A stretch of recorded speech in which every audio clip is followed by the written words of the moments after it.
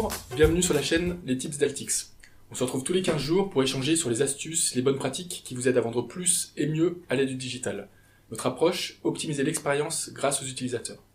Cette vidéo aborde la constitution d'une fiche produit efficace. Pour vendre, il faut bien sûr montrer le produit. Il faut un visuel principal avec la possibilité de zoomer. La photo doit être grande et nette et des vignettes présentant le produit sous différentes vues et en mise en situation. Les vidéos sont très appréciées. Les tests AB avec les photos sont souvent très intéressantes en termes de résultats. Il faut ensuite hiérarchiser les informations produits, avec le titre, la note des avis, les disponibilités, un descriptif court, avec un lien vers un descriptif plus long. Les options du produit s'il y en a, le prix, le call to action et les éléments de réassurance. Hiérarchiser les boutons d'action et bien sûr tester les intitulés. Pour les couleurs des boutons, soyez cohérents. Le bouton principal doit avoir une couleur contrastée pour attirer le regard et le clic aussi. L'eye tracking permet alors de vérifier que le regard n'est pas attiré par des éléments parasites. Le prix, les boutons d'action principaux doivent être proches et au-dessus de la ligne de flottaison.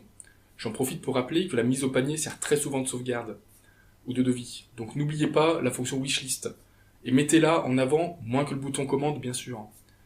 Placez les éléments de partage avec les réseaux sociaux ou par mail sous le visuel.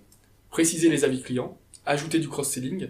Lorsque l'utilisateur cliquera sur ajouter au panier, faites apparaître une pop-in avec le récap du produit et du cross-selling.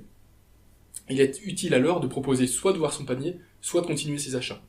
Informez dès la fiche produit du montant des frais de port, cela évitera des déceptions et des abandons de panier par la suite. Cette page doit également jouer sur la psychologie de vos visiteurs. Il y a des techniques et des solutions pour influencer un marketing comportemental.